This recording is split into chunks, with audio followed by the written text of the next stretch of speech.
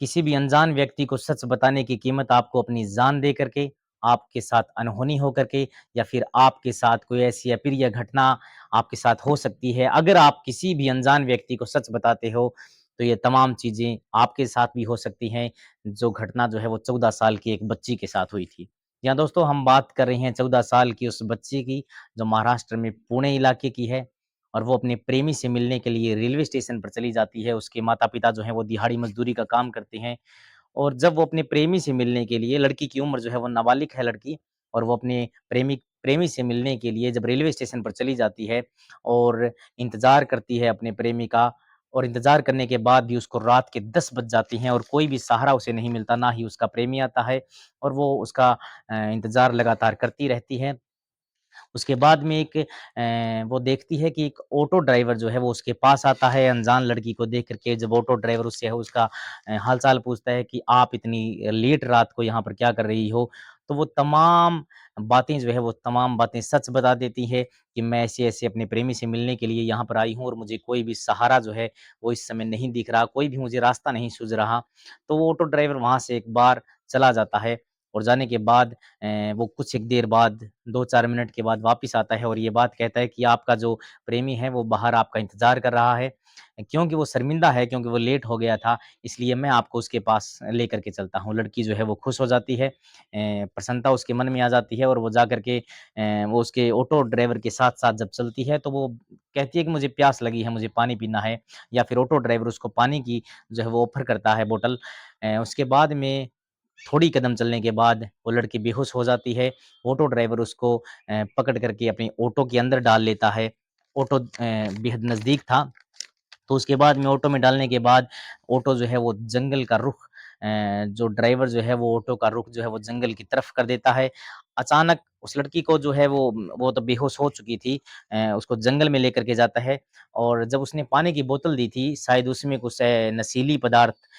पदार्थ था, नशीली दवा थी जो उसका प्री प्लान था उस ऑटो चालक का और वो ऑटो में ले जा कर के जंगल में उसके साथ बलात्कार की घटना करता है।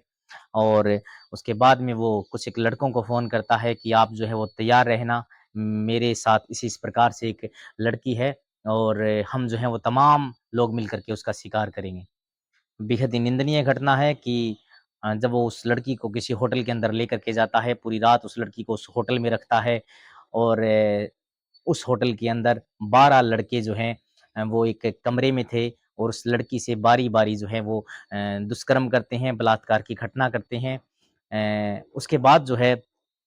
लड़की अगला दिन निकल आता है और जब लड़की को धीरे-धीरे होश आता है तो वो चीखती है, चिल्लाती है, भोजन की माँग करती है, पानी की माँग करती है, लेकिन तमाम लोग जो हैं वो उसको अनसुना कर देते हैं और उसको बार-बार में पुलिस की जाँच में ये तथ्य भी सामने आया कि उसको बार-बार में जो है वो बेहोश की दवाएँ या फिर इंजेक्शन लगाए जा रहे थे उस लड़की को ताकि वो बेहोश रहे और तमाम लोग जो हैं वो उसके साथ कम्फ़र्ट होकर के बलात्कार की घटना कर सकें। 24 घंटे बीत जाते हैं लड़की को उस कमरे के अंदर और तमाम लोग बारी-बारी से उसका रेप करते हैं। तब काफ़ी ज़्यादा चीखने और चिल्लाने के बाद उनमें से एक लड़के को जो है वो दया आ जाती है उस लड़की के ऊपर और वो लड़का जो है तमाम लड़कों से बहस करके उसको जो है वो रेलवे स्टेशन की ओर छोड़ देता है ले जा कर के। उसके बाद में जब वो लड़की उस रेलवे स्टेशन पर बैठ जाती है, उसे काफ़ी भय, डर उसके अंदर व्याप्त हो चुका था। वो मर्द ज़ात से भी नफ़रत करने लग लग गई थी। तो वहाँ पर 2 सफाई कर्मचारी जो रेलवे स्टेशन पर काम कर रहे थे, वो उस लड़की को देखते हैं, उससे उसका हाल-चाल पूछते हैं और मदद करने के बहाने वो भी उसके साथ बलात्कार को अंजाम देते हैं। जी हाँ, दोस्तों,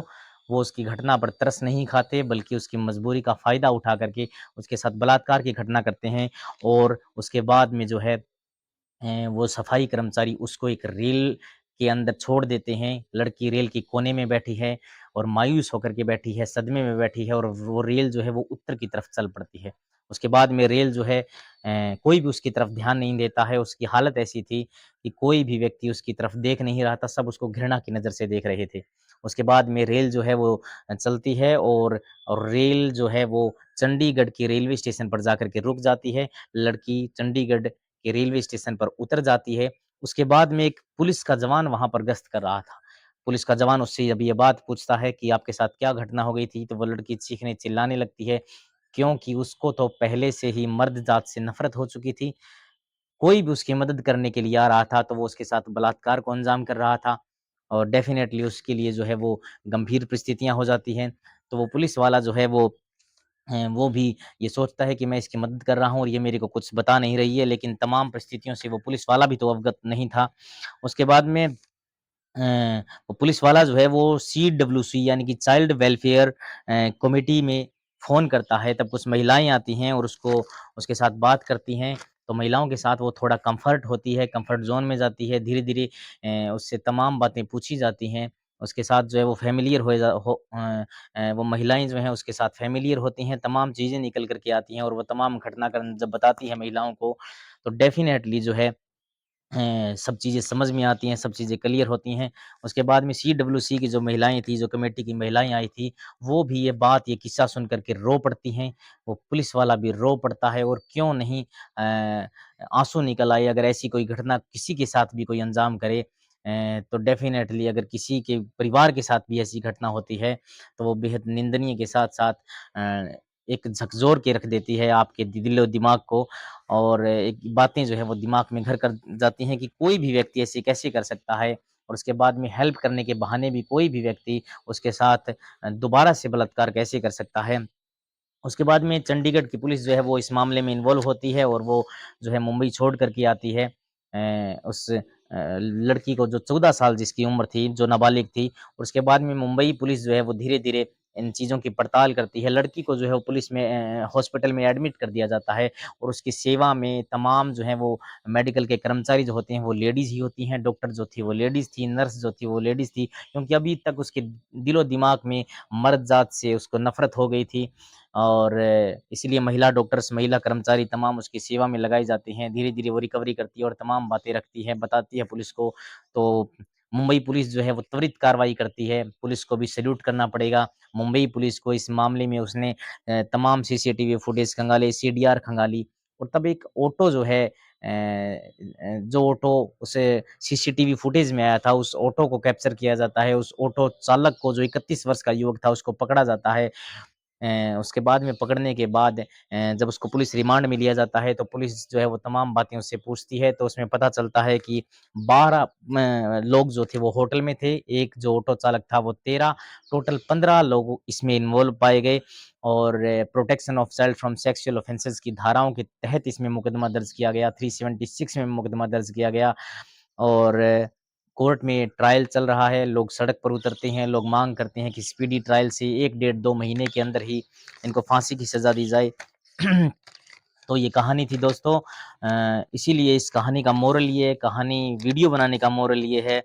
कि अगर आप भी सच बताना चाहते हैं, अगर आप बुरे दौर से गुज़र रहे हैं और आप बताना चाहते हैं, अपनी बात शेयर करना चाहते हैं किसी को, तो कम से कम ऐसे लोग आइडेंटिफ़ाई करिए या फिर आपका ऑब्ज़र्वेशन इतना स्ट्रॉन्ग होना चाहिए, आपकी जो क्षमता है सोचने, समझने की, परखने की, वो क्षमता इतनी तेज़ होनी चाहिए कि आप जो है वो चीज़ों को ऑब्ज़र्व कर सकें आपको पता चल सके कि ये व्यक्ति कैसा है, मेरे मेरे जानकार है, फिर अनजान है। उस लड़की को इतनी बड़ी कीमत चुकानी पड़ी सच बताने के बाद जब अनजान व्यक्ति को उस लड़की ने जब अनजान व्यक्ति को तमाम घटना बताई, तमाम सच्ची बातें बताई, तो उसने सोचा कि ये बेसहारा है, अकेलेपन में है, क्यों ना मैं इसका नाजायज़ फ़ायदा उठा लूँ। तो डेफ़िनेटली इस वीडियो बनाने का मोटिव ये है कि अगर आपके साथ कोई घटना हो जाती है और आप सच बताना चाहते हैं, तो ऐसे लोगों को सच बताएँ जो आपके नज़दीकी हों और या फिर आप इतने मज़बूत या इतने स्ट्रॉन्ग हो या परिस्थितियाँ आपके साथ एनवायरनमेंट ऐसा हो कि आप जो हैं अपना बचाव कर सकें। इसीलिए अगर आपने मेरे चैनल को अभी तक लाइक और सब्सक्राइब नहीं किया है, फ़ॉलो नहीं किया है, तो फ़ॉलो करिए। डेफ़िनेटली आपको ऐसी स्टोरीज़ और देखने को मिलेंगी। मैं पेशे से वकील हूँ और सेशन कोर्ट में वकालत करता हूँ। लोगों में कानूनी अवेयरनेस लाना बेहद ज़्यादा ज़रूरी है। अगर आप पढ़े-लिखे हैं और आपको कानून का नॉलेज नहीं है, तो डेफ़िनेटली जो है वो आपको उलझनों का सामना करना पड़ सकता है।